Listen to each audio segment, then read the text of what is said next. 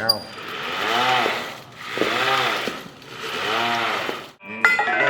Ну, в педаль, естественно. Будет слышнее, я думаю.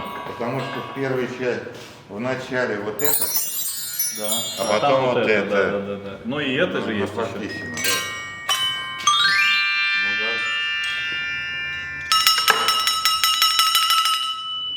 да. Это флексотон. Да. Такие, блин, его надо же это. Так. Сейчас как они же вот так. Да.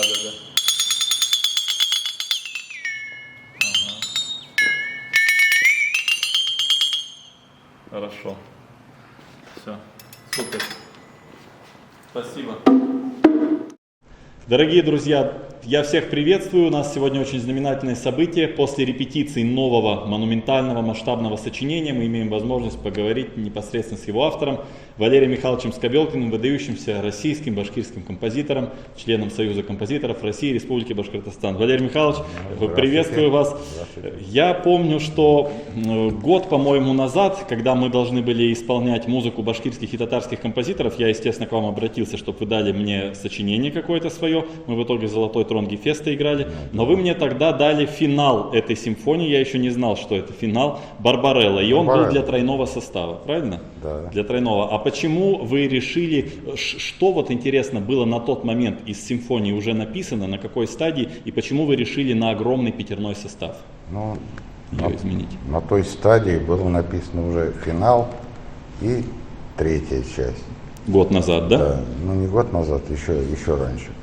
Год назад, потом появилась вторая, то есть у меня произведение появляется от финала. От финала, вы начинаете с финала. Пишу Всегда. задом наоборот. Всегда так, да? Всегда. И с первой симфонии также Первый было, да? также, финал первый появился, и во второй тоже так же. Потому что финал должен как-то все это резюмировать, а когда пишешь, вот если к первой части идти, Да. то получается как бы на нарастании. Ага, наоборот, то есть вы с финала начинаете, да? И у вас вот был тройной состав. Я уже тогда начал разбирать что-то, я даже на рояле немножко поиграл, хотя эта музыка на рояле, естественно, не звучит. А почему вы все-таки решили? Вы мне тогда сказали, я переделываю на пятерной, да? Масштаба звучания не хватает, с чем это связано было? Ну, хотелось огромного звучания. Огромное звучание. Ну и потом я подумал, что вполне возможно собрать, потому что вы играли седьмую симфонию Шостаковича. Да. Там 8 волтон. Да, конечно. Ну не 8, а хотя бы 6. Да, правильно. Вот.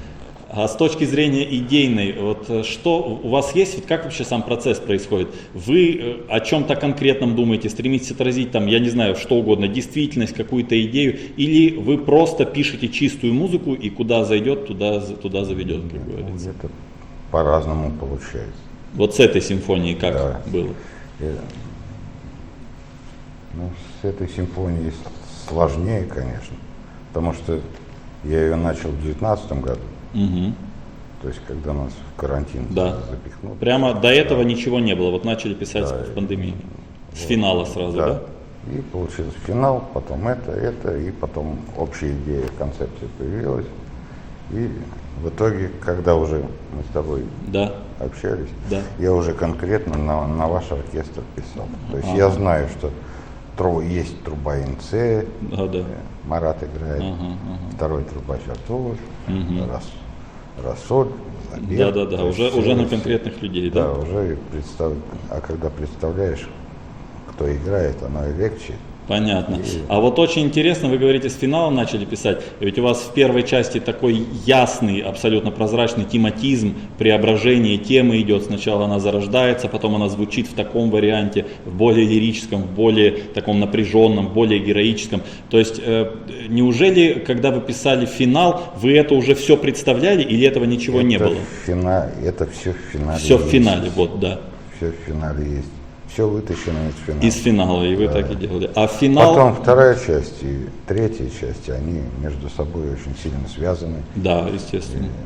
И тематически, и гармонически, то есть там переклички есть. А финал и первая часть, они... То есть вы последовательно писали финал, потом вторая часть, да? Финал, медленная часть. Медленная часть, третья. вторая прямо наоборот. И дольше всего у меня все время получается с первой частью. Первые части сложно. А сколько вы писали финал примерно? Вот, допустим, до тройного состава, вот тогда, когда вы мне на тройной состав дали, у вас это как происходит? Вы садитесь, допустим, за компьютер, как получится, так получится, или у вас какая-то целостная концепция есть? Это же длительный процесс. Да, вот. Одно дело, когда композитор садится, песню написал. Да.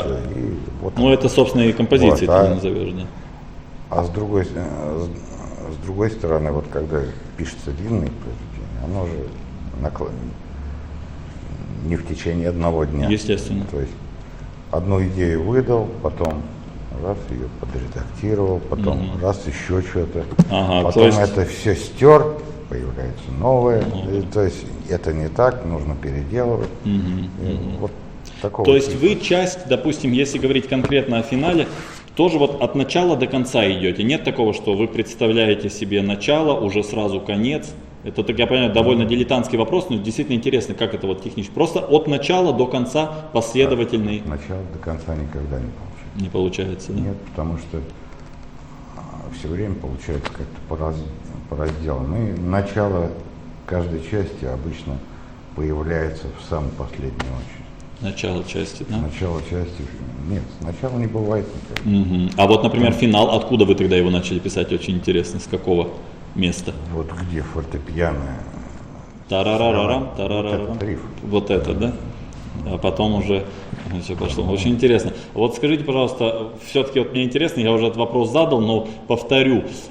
Вы это позиционируете как абсолютно чистую музыку или вот какие-то все-таки образы есть? Приведу пример. Например, 7-я Шостаковича же тоже не имеет заглавий, но Шостакович какие-то формальные, как известно, хотел названия дать этим частям, там, но потом решилось, что естественно, что это только мешает, лучше, чтобы это была чистая музыка. Вот у вас есть что-то, какие-то образы или названия, которые вы хотели, там, но отказались, или о чем вы думаете конкретно? Финал, например. Скорее всего, что-то с действительностью пересекается, конечно.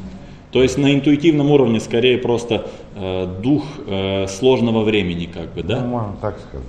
Да, я понимаю, что это вот о твоем Шостаковиче поговорите. Вот 5-я симфония. Да.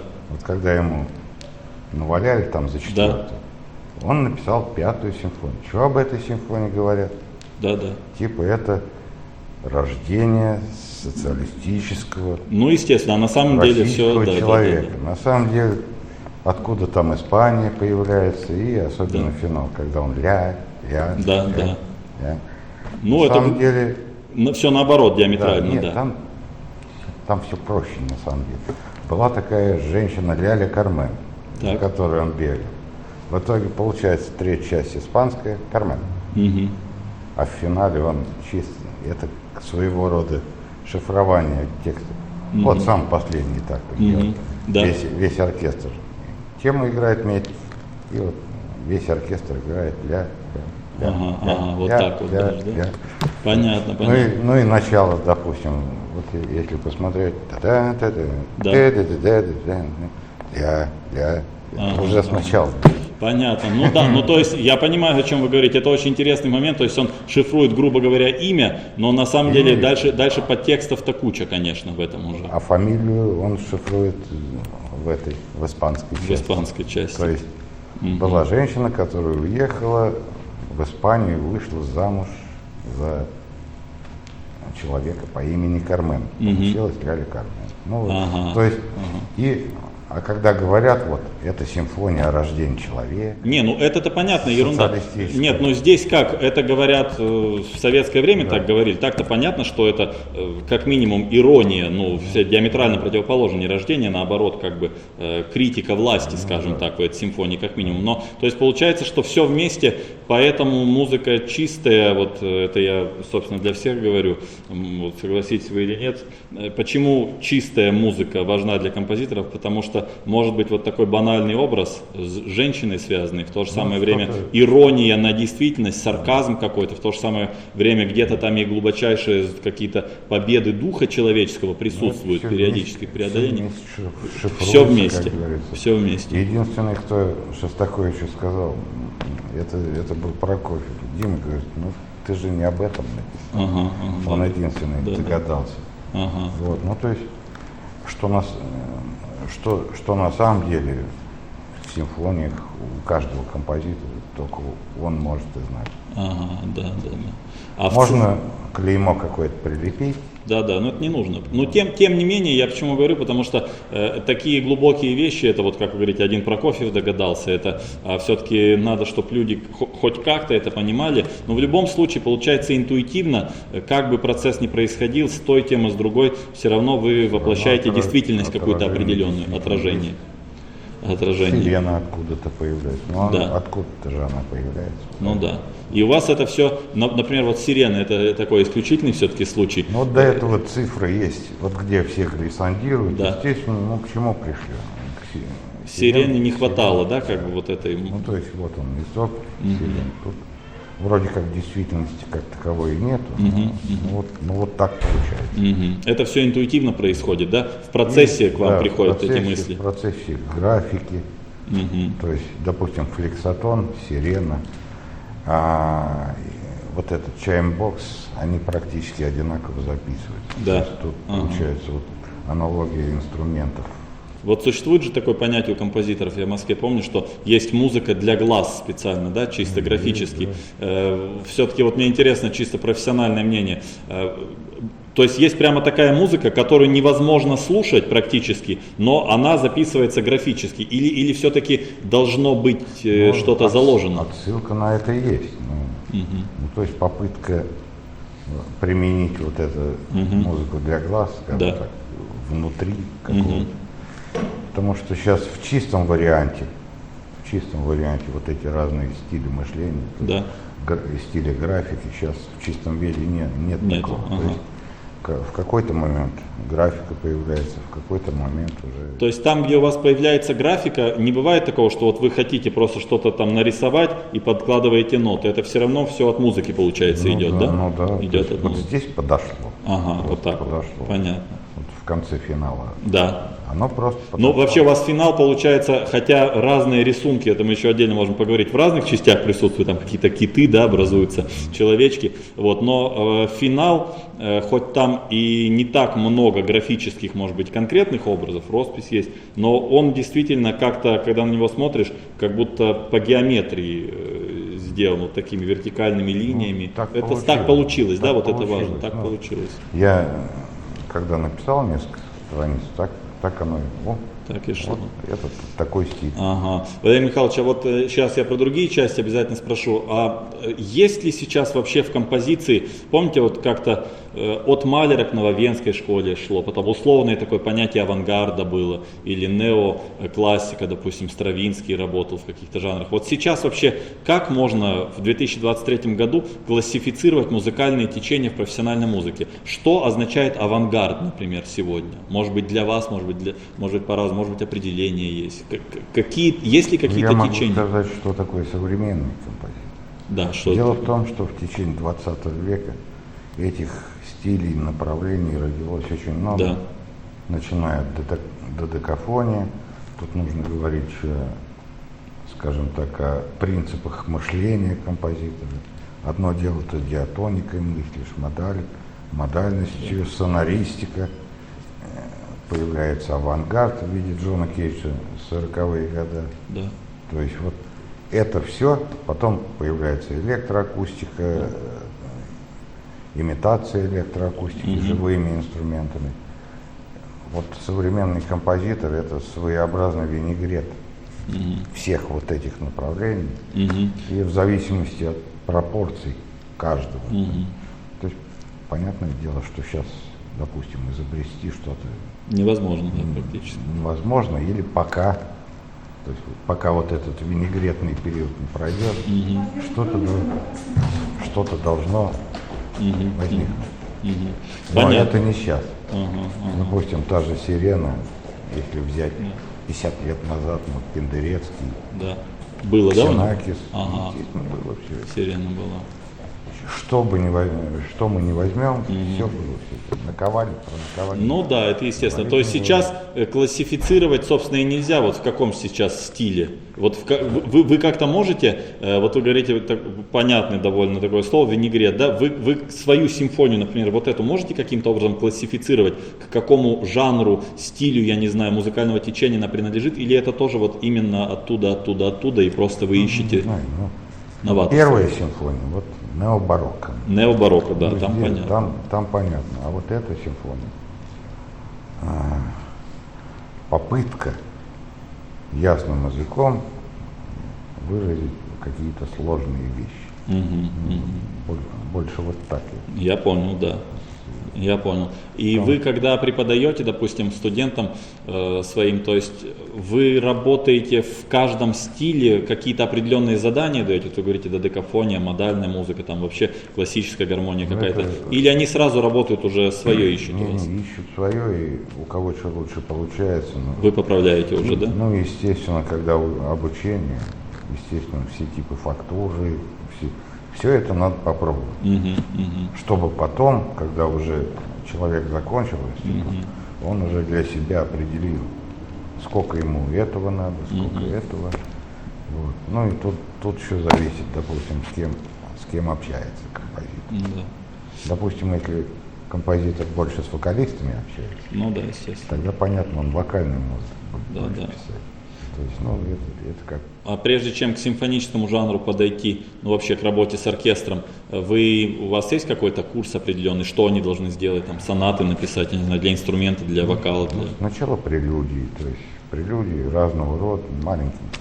В фортепианном жанре тоже можно что-то свое, да, найти? Это же так сложно сегодня.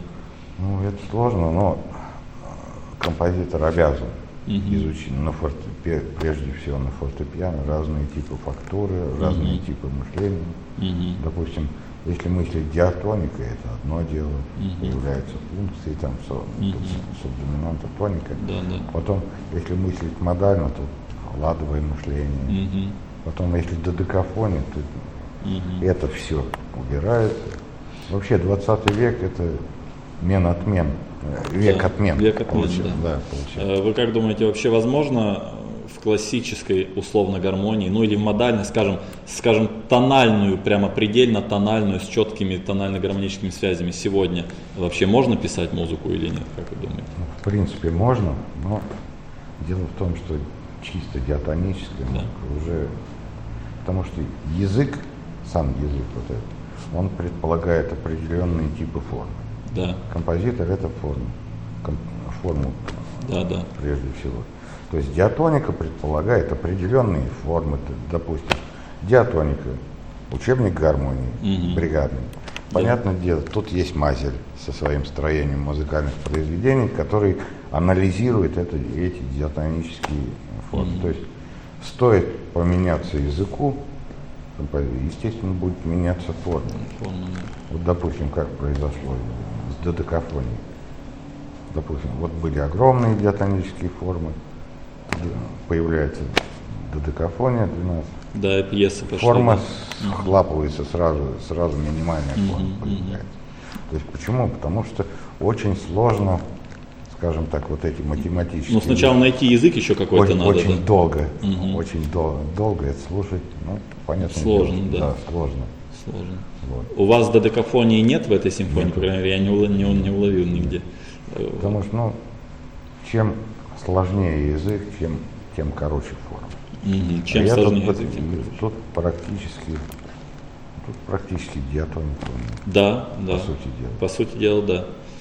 То есть, если есть какие-то, скажем, дилетантскому уху непривычные звучания, они скорее просто с тембром связаны. С тембром, скажем так, сонористические какие-то эффекты. Разного рода там вот эти сочетания, которые иногда появляются в другом ритме, то есть наложение слоев.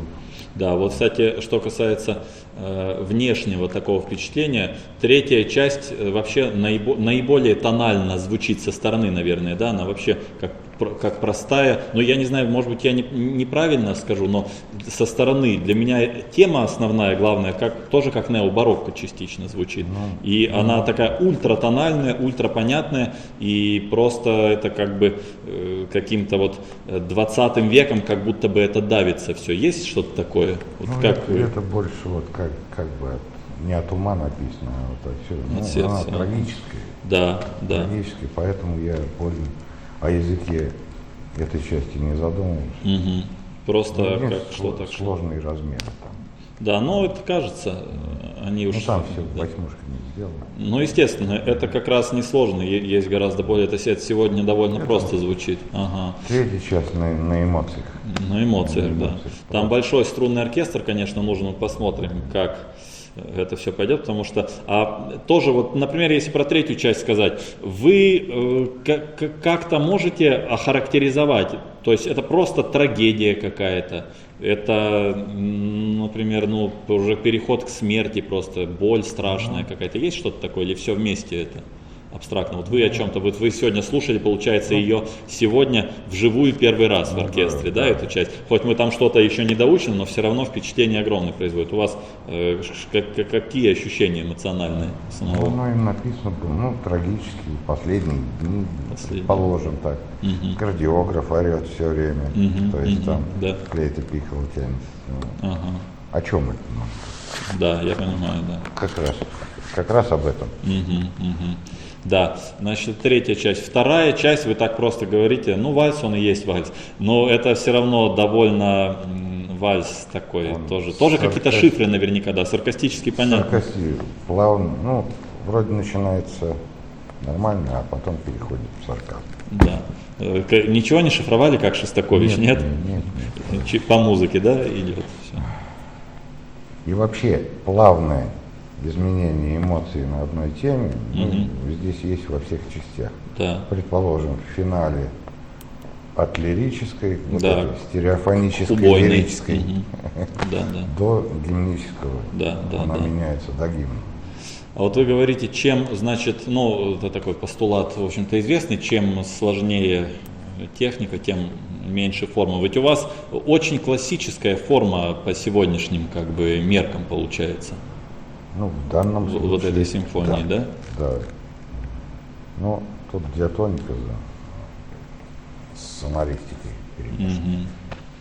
И потому что, вот, например, если первую часть взять абсолютно классической, форма какая-то бетховенского какого-то уровня, как будто вы, как будто вы математически заботитесь о форме именно.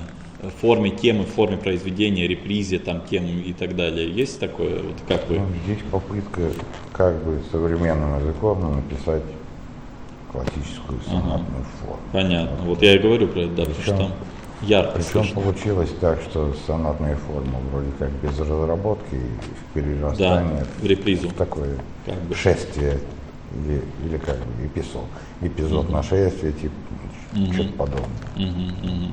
Но все равно это выглядит очень как классическая форма.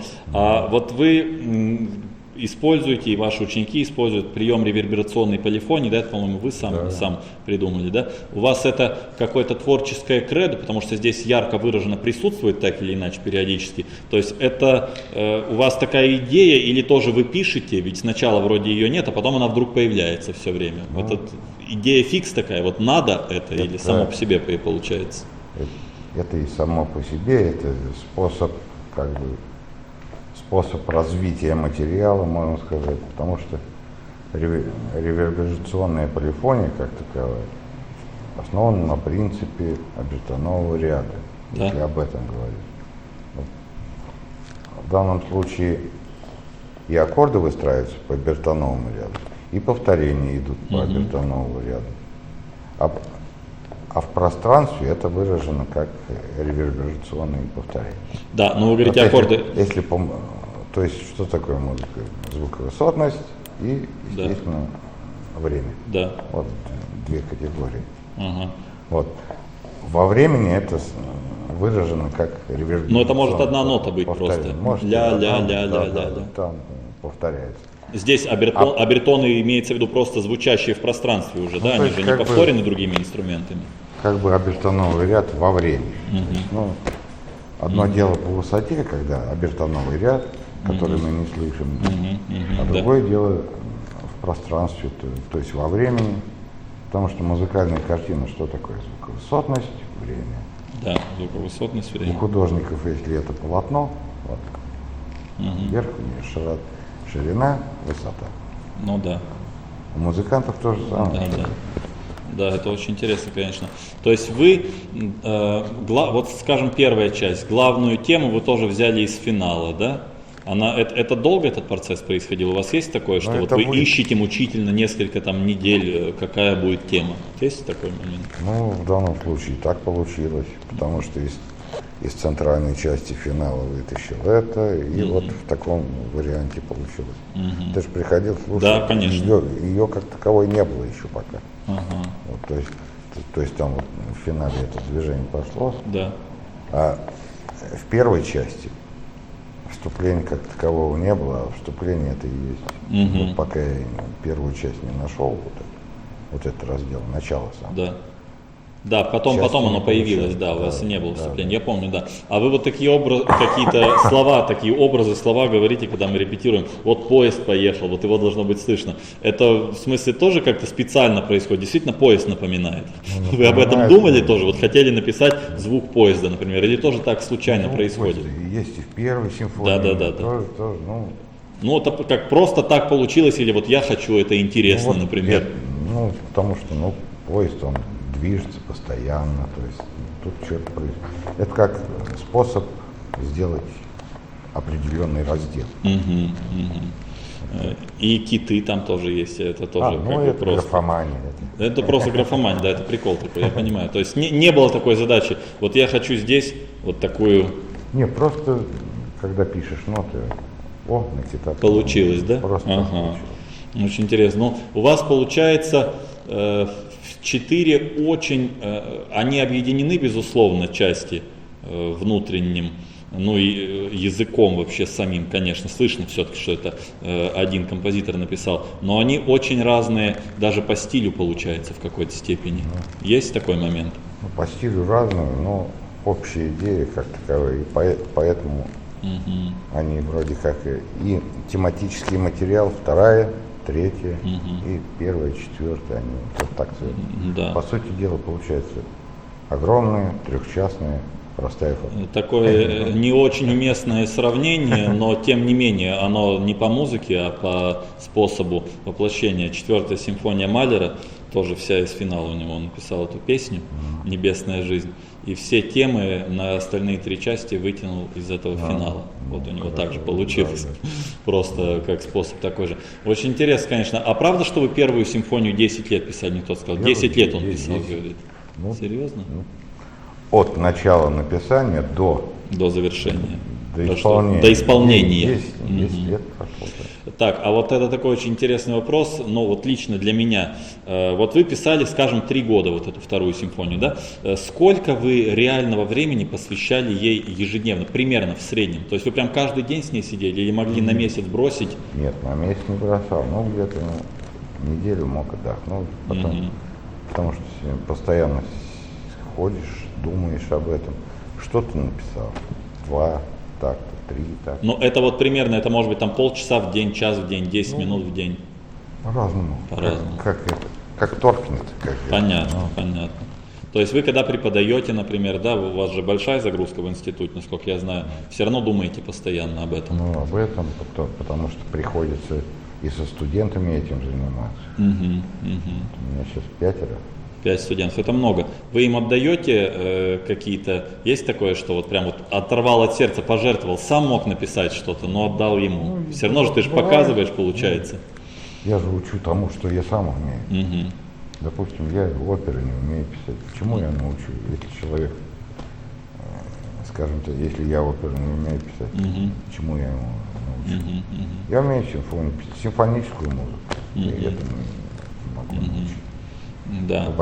У вас это так тоже получилось само по себе, или для вас вот именно оркестр, симфонический жанр, вы его как-то обособленно ставите? Я почему спрашиваю? Потому что часто задают вопрос, дилетант так скажем, люди, ну дилетанты в хорошем смысле, я имею в виду люди, которые просто не профессионалы, вот о жанрах, кто-то говорит, вот опера это такой жанр, там и солисты, и хор-оркестр, я отвечаю очень просто, какая разница, какой состав, я говорю, сама тематика просто, вот опера, трагедия, комедия, какие-то вот такие заварушки постоянные, симфонический жанр это просто по самому масштабу, там, если там Бетховен, Малер, Брукнер, это о Боге, Шостаковича, что-то такое тоже масштабное, то есть сам масштаб, вопросы, поднимаемые, скажем, в большом симфоническом жанре, они просто по степени охвата гораздо выше, чем в любой опере, само поднятие темы просто. Никакая опера, там, кроме Парсифаль, не будет там о Боге, условно говоря, говорить, это естественный процесс. Вот у вас как-то, вы выбрали этот жанр? Потому что опера, она ограничивает музыку сюжетом. Да, ну естественно, да. А тут, как такового изначально сюжета нет, ты можешь все что угодно. Да, ну это очень интересно, конечно. Никто на самом деле не знает, о чем это музыка. Да, да, это правда. Ну вот Малер говорил, что моя музыка, если вот его тоже допытывали, так же как я вас, он тоже это не любил. О чем все говорят. Вот он как-то ответил, что его собственную концепцию, что все вот говорят, да, даже что моя музыка это там на природу похожа. Вот все природу воспринимают как цветочки, деревья, листики, там отдых. Все забывают про саму движущую силу природы, вселенскую. Он говорил, что если хотите с ножом у горла, чтобы я ответил, что такое моя музыка, это голос самой природы, он говорил. Вот так вот об этом. Отлично. Вот. По-другому не скажешь. Ну да, по-другому не скажешь. Да, это, конечно, очень, очень интересно. А потом еще интересно, вы мне сказали, что, помните, по-моему, в августе мы виделись, и вы сказали, я каждый день что-то добавляю, и через год эта симфония вообще будет по-другому выглядеть, если я ее буду добавлять. Ну, это уже процесс. Да. Вот я вам сказал, давайте вы сейчас остановитесь, дайте нам один какой-то материал, мы исполним. А почему вот так? Все-таки для вас есть какой-то вид этого сочинения, который вы бы считали идеальным? Или вы действительно, вот сейчас мы исполним, и вы будете писать в другую редакцию? Был бы года 2 еще. Все-таки вы считаете, что через 2 года было бы лучше, вот именно можно характеризовать, сейчас вот так, а стало бы лучше, или стало бы по-другому, и непонятно, что лучше? Стало бы по-другому, и по форме, наверное, ну, это безостановочный процесс. Но вот как все-таки это будет происходить? Вот мы сейчас исполним эту симфонию. Вот этот вариант. Она же останется уже у нас, как скажем, первая редакция, допустим, да? И вы потом, например, если вы захотите еще над ней работать, но уже там вторая редакция будет. Как-то так, да? Да. Так же делали, неспроста композиторы. Брукнер. В данном случае в августе остановился. Да. Малер до смерти 5-ю поправлял. Но скорее не там дело было не в форме у него, правда, а в оркестровке, конечно. Оркестровка был недоволен. Вы вот сейчас слушаете на репетициях. В зале, конечно, сложно очень понять, и все равно, хоть мы и репетируем, насколько можем, много тратим времени, но все равно хочется лучше играть. Но вот то, что вы слышите, все-таки соответствует вашим ожиданиям звуковым, если не учитывать, что каких-то инструментов нет. Или вы по-другому себе представляете? Ну, на 45 где-то. Соответствует, да? Где-то совсем соответствует, где-то совсем не соответствует. Здесь, если бы была возможность, вот, допустим, чисто гипотетически, у всех компьютеры были, я бы сразу поправил. Ну понятно, вот, да. Но это естественный процесс, причем, знаете, его же поправить заранее абсолютно невозможно, это тоже надо понимать, это же не серенада Моцарта, где 5 голосов, то есть тут, во-первых, каждый оркестр будет по-разному исполнять меццо, форте, я вот там привел пример, где-то флейты ужасно громко играют в оркестре, где-то вообще, у нас вот альтовая флейта, например, вообще просто поймите, неслышный инструмент практически, вот, и это невозможно совершенно сделать, но все-таки вот динамику, когда мы поправляем, это переходит, ближе становится к тому, что вы слышите. То есть вопрос чисто в динамике скорее, что должно быть слышно, да? Да, потому что мы вчера поправляли. Да. Уже более или менее. Вы говорите о том, что у вас вот такой реверберационный эффект, стереофонический определенный эффект. А вот мы с музыкантами говорим, и они все спрашивают, так может там переписать динамику? И вот мне интересно, вы все-таки мыслите это в идеале так, что было бы 3 оркестра, скажем, и все играют громко, просто одна фактура отсюда, одна фактура отсюда, одна отсюда, и где-то они сливаются. Есть такое? Или все-таки, это прямой вопрос, или все-таки можно, вот они все в одном месте сидят, и совершенно примитивно, струнные играем тихо, деревянные духовые играем громко, медные играем там не очень громко. Или это все должно вот звучать, все эти темы? Второй вариант, скорее. То есть в идеале это из разных мест должно как бы доноситься, да, откуда-то? По сути дела, да. Потому что это и принцип оркестровки немножечко другой. Да. Как бы это хотелось чем-то и музыкантов удивить, например. Да. Не, ну это понятно, это просто сложно, вот мы произносим... сложно, потому что никто не играет это. Да, естественно. К этому не привыкли, предположим. Конечно, да. Не, ну вот я говорю еще раз, это совсем другой как бы композитор, все понятно вот про Малера, почему до сих пор вот ходят такие разговоры, что никакая из симфоний Малера не звучит так, как он задумал, потому что вот он хотел как будто из разных мест доноситься. Вот одна фактура, там вот этот похоронный марш идет отсюда, одновременно, не тише, просто из другого места идет другая фактура, здесь третья фактура, и никто, а в результате как бы в концертном зале все сливается. Но этого сложно добиться, конечно. Такой заскок, скажем так, у человека. У каждого композитора свои идеи. Ну, то есть, вот, допустим, в какую-то первую часть, скажем, 3 фактуры параллельно идут, есть иерархия, ведь, да, получается, что-то должно быть громче, что-то должно быть громче, тише. что-то тише, но они как-то должны соответствовать. Но это мы будем, конечно, еще в концертном зале все это будем выверять, это очень сложно сделать. Да, это, конечно, колоссальные вещи. И, значит, вот расскажите, мы симфонию сейчас исполняем, дай бог, у нас еще 2 репетиции, концерт, все. Вы что, будете вторую редакцию писать, продолжать, или вы новое сочинение? Вы благополучно исполните, и все это благополучно забудется через 3 дня. Через 3 дня, понятно. Не, ну это смотря кем забудется, мной это точно не забудется. А у вас, вот знаете, я понимаю, что профессиональным композиторам все это претит слушать. Я понимаю, как профессионал, я вынужден где-то для людей какие-то истории говорить, какие-то банальные вещи. Меня даже музыковеды часто критикуют, кто в Уфу приезжал, честно скажу, за мои вступительные слова, потому что они слишком банальные часто. Ну слишком, мне говорят, Дим, ну мы же не в 1 класс. Все-таки в Москве есть такое, что все, кто приходит на концерт, автоматически в курсе, кто такой Бетховен, как он жил, что он делал, знает, что будут исполнять и так далее. Вот я к чему говорю? Вот я сегодня переводил в пример цитаты про Брамса, про Бетховена, их же уничтожали абсолютно их сочинения. Это же правда, 3-ю симфонию Бетховена какофонией называли. Вы как считаете, это действительно трудно современное новое сочинение расслышать? Вы понимаете, что может быть какое-то вот отторжение определенное? Кто-то скажет, ой, мне непонятно это сложно как-то. Вот. Должно ли пройти время, там вот Брукнер 100 лет ждал, пока его музыка дошла до людей, Малер 50, Бах 250. Это сложно. Сложно, да? Сложно. Очень сложно приучить человеку к определенному. Если человек разговаривает на другом языке, да, чтобы другой человек его понял, да, нужно, чтобы этот человек научился на этом языке. На этом языке, ага. Да. Хотя бы элементарно.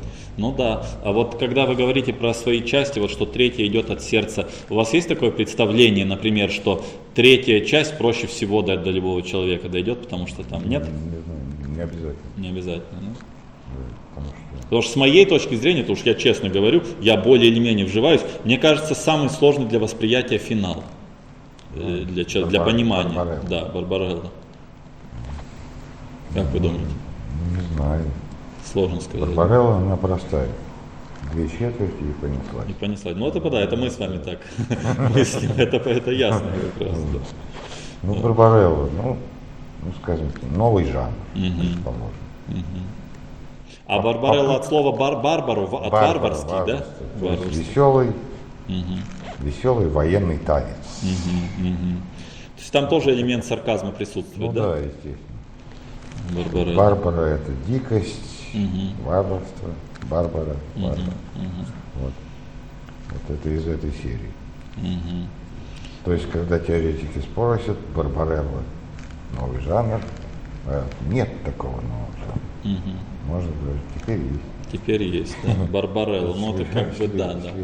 Как будто танец, да, в смысле, там есть чикона, есть Барбарелла, да? Есть ритмическая, внизу ритмическая остенатная фигура, и все это из этой остенатной фигуры, все это вылазит, по сути дела. Такая чем-то напоминает пассакалию, да, потому что от баса идет, да? Только из баса вылазит вообще все. Все вылазит из баса. Ага. Что у нас кто-то, я помню, мы начали репетировать, кто-то говорит детектив, та-та-та-та-там, та-та-та-та-там. Да, как будто детективная музыка. Вот, а у вас есть такое какое-то абстрактное? Я опять же просто вот для слушателей говорю, потому что у нас есть круг людей, кто действительно интересуется. Вот Малер сказал, если вы с ножом у горла, я вам скажу, это голос самой природы. Вот у вас какое-то послание есть, что-то, что вы хотели сказать, или же это просто отражение действительности? И как я один раз такой вопрос задал финскому композитору Калеви Аху, он тоже мне не ответил, он сказал, я пишу, и вот куда меня приведет, туда и приведет, я больше ничего не могу сказать. У вас есть какое-то вот послание? В каком-то смысле. Он прав, но какие-то послания, в принципе, могут присутствовать, которые я даже сам не знаю. Да. Вот это, кстати, всегда и о философах, и о художниках, и о музыкантах. У меня такое есть предположение, что часто человек создал что-то и сам может даже не догадываться о какой-то гениальности, которая есть там. Он может ее не расслышать даже, какие-то уникальные вещи. Вы как считаете, вы все в этой симфонии сам понимаете? Или... Процентов на 30, это точно. Понимаете, да? Да, вряд ли. Нас не на все 100. Да, это, кстати, очень важный момент, потому что так сложилось исторически, что проходит время. У нас как есть такая шутка, Полянский у нас все время говорит, хороший композитор — это мертвый композитор. То есть должно время пройти. Он в ответ ничего не скажет. Да. То есть, что должно пройти определенное время, прежде чем... Я, конечно, очень отношусь всегда с большим пиететом. У меня был такой опыт из самых радикальных, ведь иногда оркестры агрессивно к современной музыке относятся. Я играл молодого казахского композитора, очень талантливый парень, Рахат Би Абдесагин. У него довольно сложная музыка была в Казахстане, концерт. Я с оркестром, это же не мой оркестр, я приглашенный, что только я не наслушался. Они плевались там, они его материли, они не могли просто... То есть иногда наталкиваешься. Я, конечно, принципиально. Для меня, во-первых, я требую, чтобы был текст выучен. Прежде чем вообще о чем-то судить, сначала надо идеально играть, потом время должно пройти. Какие у вас планы, Валерий Михайлович? Есть что-то, что вы сейчас прямо хотите начать, например, над чем-то работать? Либо мечта какая-то есть, 3-ю симфонию написать, я не знаю, написать ораторию, я не знаю, с хором что-то? Как можно сказать?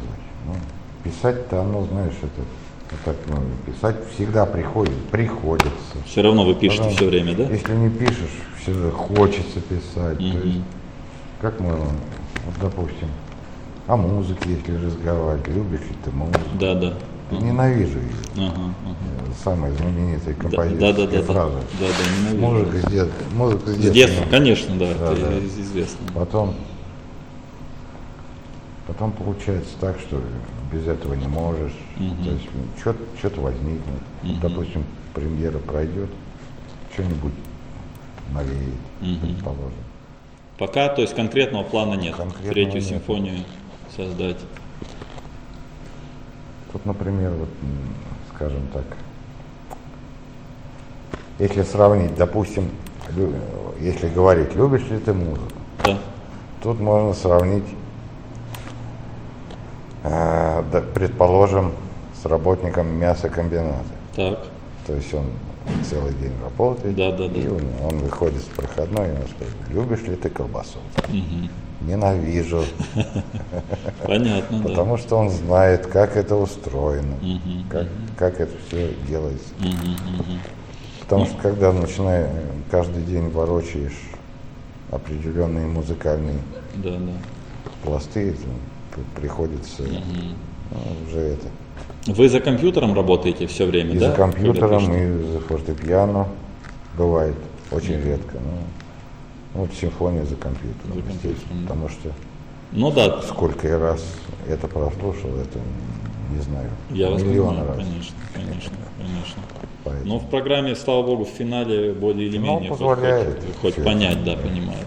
Да. Но все равно финал, он все равно не вот это пространственное ощущение Нет, его нету да, все его равно. нету. Конечно, это невозможно. Приходится все равно догадываться. Да, естественно. Иногда промазываешь, иногда... А потом, я вам еще раз говорю, тут вот даже не совсем так, не промазываешь, ну правда от оркестра зависит, ну правда, я же с классикой много имею дела, с обычной музыкой, классического периода, какой-нибудь там Моцарт элементарно, ну в оркестре по-разному звучит, там, я не знаю, валторна, где-то написано пиано, это будет весь оркестр заглушать, а где-то вообще не слышно. Ну тут и от Вы не музыкантов догадаетесь, зависит. да, это догадаться невозможно. Валтарнист пришел в плохом настроении. Ну да, это тоже, конечно, но в целом просто есть, я как просто практик знаю, есть разные оркестры, в которых просто полярная градация нюансов. Один все время торчит, там, скажем, кларнетист где-то, а в другом оркестре вообще его не слышно никогда. Поэтому. А у вас есть такой же вопрос более, как сказать, о вас лично? Какие-то композиторы, которые либо сейчас, либо в свое время на вас наиболее сильное влияние оказали, может быть, и у кого вы учились, или какие-то романтики, классики, не знаю, барочные композиторы. Есть у вас любимые композиторы, фигуры, которые особенно выделить? Если вот самый знаменитый Шостакович или Прокофьев? Ага. Естественно, Прокофьев. Прокофьев. Да. То есть мы с одним коллегой разговаривали, я говорю, Шостаковича люблю больше. У него все понятно, ясно. Да. И это. Ну, я Прокофьева больше. Потому что у него есть такие неожиданные места, такие, то есть непредсказуемость есть у Прокофьева своего рода. Вот, то есть Шостакович или Прокофьев, тут Прокофьев больше всего. Ну, естественно, Стравинский и Ксенакис. То есть вот такие диаметры. 3 столпа, да? А может ли, как вы считаете, сегодня современному композитору, который учится, может ли и что может дать, скажем, глубокое изучение симфонии Моцарта и Бетховена, например? Может что-то подчеркнуть? Или можно даже не слушать, не знать? Зачем? Это надо слушать. Обязательно надо. Вообще обязательно нужно слушать все. Изучать классическую гармонию. Изучать ту же самую джазовую гармонию. Те же формы классические изучать. Для чего? Для того, чтобы знать, как не надо писать. Потому что это все было. Вот только ради этого. Это, кстати, очень интересный момент, потому что да, вот это всегда проблема современной композиции, и многих композиторов ругают, пишет тональную музыку, сразу говорят, что это уже было все. Это было, поэтому надо изучать, чтобы знать, в какой огород не надо наступать. И знать, сколько раз уже туда наступили, чтобы еще лишний раз туда не наступать. А вы сам студентам сдаете какие-то задания, послушать вот это, и, допустим, меня больше, вот я понял, про 20 век, понятно, это все-таки ближе к нам, а если вот туда вот классика, барокко, ну, романтизм даже в какой-то степени, у вас есть какие-то задания, вот ты вот должен послушать вот это, посмотреть партитуры там? Да нет, мы начинаем с 20 века. Сразу, да? Да. Ксенакис, Булес, допустим, лигики. Прежде всего лигики. Потому что лигики для начального обучения самые особенно его этюды, 13-й этюд, знаменитый, Лестница дьявола. Додекафонию тоже они у вас изучают? Или это вообще как бы техника используемая сегодня скорее, или отжившая уже свое? Потому что есть разделы, в которые лучше в додекафонии написать. То есть, определенные образы. Потому что это другой способ мышления. Одно дело мы функциями, тональные, субдоминанты. Другой диаметральный принцип – это принцип мышления 12 тонами. Там вообще ничего. Потом модальный принцип мышления ладами. Поле, модальность, несколько ладов. То есть тут надо понять. Вот такая вещь получается. Потом сценаристика, опять же. Вы говорили, да. Понятно. Алиаторика тоже другой вообще принцип. Тут уже принципы нотной записи возникают. У вас, вот я помню, студенты симфонические, ну, как их назвать, симфонические поэмы представляли, да, ваши студенты? Да, сейчас кто-то симфонию пишет уже, нет? Нет таких? Есть Лида Резванова, пишет симфонию. Ну, правда, для народного оркестра. А, для народного, да. Это накладывает отпечаток, это такая сразу должна быть простая, с народным тематизмом, тональная музыка или нет? Вот если человек для народного оркестра пишет. Ну, честно говоря, там смесь, определенная смесь народного и современной техники. Очень интересно, Валерий Михайлович, огромное спасибо, но будем стараться симфонию донести, насколько это возможно.